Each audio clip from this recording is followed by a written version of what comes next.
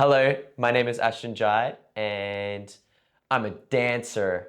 I dance as a man. It's controversial. It's controversial. Man, boy, we're still figuring that out. But I started dancing um, from the beginning. I started dancing in grade 7, and that started from a friend of mine asking me to do a dance class at school, and I was like, oh, I don't know if I want to do that, because I was into more like acting and theater at the time. But he goes, oh, I think you really should, because it's a room full of girls. And I was like, you know what have I got to lose? And I did it, and I ended up loving it, and I had a lot of fun just being playful, even though it was a school dance class. But from there, I think I kept on doing it. I ended up loving it. Ended up pursuing it a little bit more throughout school, doing like musical theater, contemporary, just kind of getting the bare minimum of movement and finding my coordination. But then in grade 9, so that would have been like maybe 2018. I remember the exact date. Not the exact date. I remember the month. It was October in 2018. I remember saying to myself, like, I wonder like what else is there? What else can I do? Because I like at a point I was obsessed with it and I loved it so much I wanted to venture out, but I didn't know what to do. So I remember asking my parents to move the car out of the garage, and then I got my little Sony Bluetooth speaker and a cracked mirror and just started dancing. It wasn't very good, but I danced, and I began my freestyling journey in a hip hop esque style. I say esque because I hadn't learned hip hop foundations yet at that time. Um, but I was just moving and felt what was natural to me. I was also very heavily influenced by like YouTube videos at the time, looking up to dancers such as Sean Liu, um, Casey Rice, who else? Bailey Sock. Oh my gosh, that's crazy. Those three. Oh, Julian, crazy. So in my garage, I realized that I wasn't doing just hip hop, because you can do hip hop at school and it's like, oh yeah, do a two-step, but hip hop, but also contemporary together.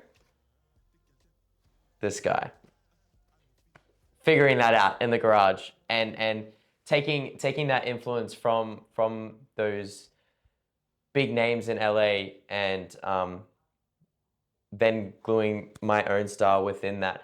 The reason why I was influenced by LA dancers is because I didn't know anything about the Brisbane dance community as of yet, other than school and LA social media, if that makes sense. So yeah, I ended up dancing in my garage for maybe about a year, and then I was asked to do this competition. This competition, it's called Shake Fest, and it's about making a creative work around Shakespeare. And my drama teacher said, "Oh, you should do a dance piece in this competition." I was like, "Oh, that sounds like a great idea." So I was Puck from a Midsummer Night's Dream, and I remember choreographing it in my garage and did the competition. I met two really cool people. I met Chase and I met Rebecca. And these two girls were very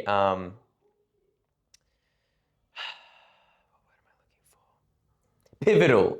They're very pivotal within my dance journey to take it further, because they saw something in me that maybe I didn't quite see, and they were telling me about so many different communities within the Brisbane community, in dance, and they told me about the studio Lucid Moves, and they told me to go there, and I was like, oh, well, I'll think about it. I'll think about it.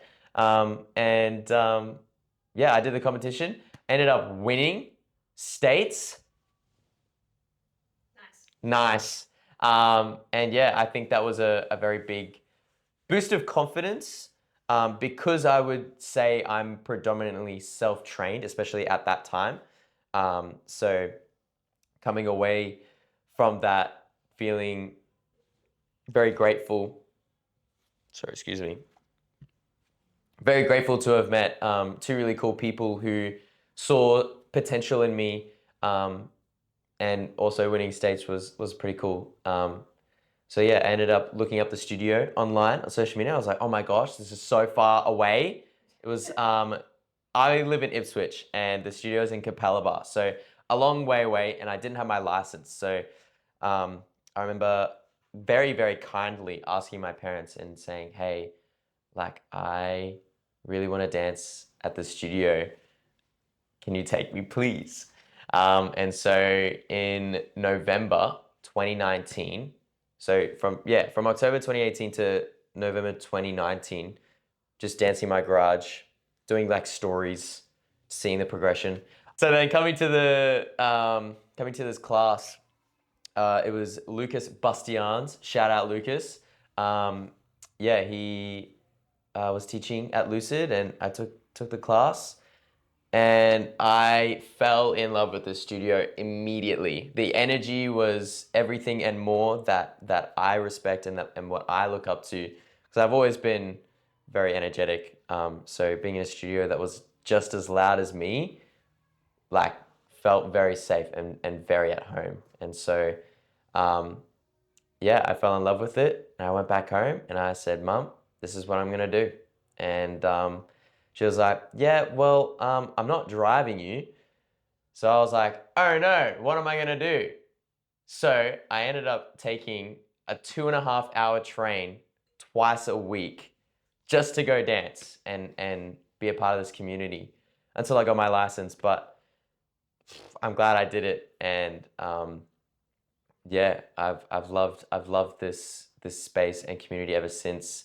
And I've been training for under the studio for 4 years now, and I've definitely seen the most growth since then. We've done many competitions. My first competition was Dancella in 2021, which crazy competition. You fly up to Cairns and you're competing against the best in Australia. Yeah, yeah.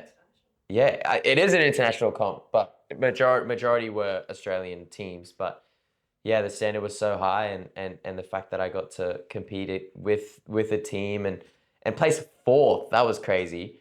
And also have a bigger message at the same time, because the piece was a very meaningful piece. It wasn't just cool moves, but yeah, awesome first comp, and then yeah, more comps, and then leading up to my recent comp, flew over to Vietnam, Da Nang, and competed internationally with Kinetic Creative Studios under the guidance of Reese Hume.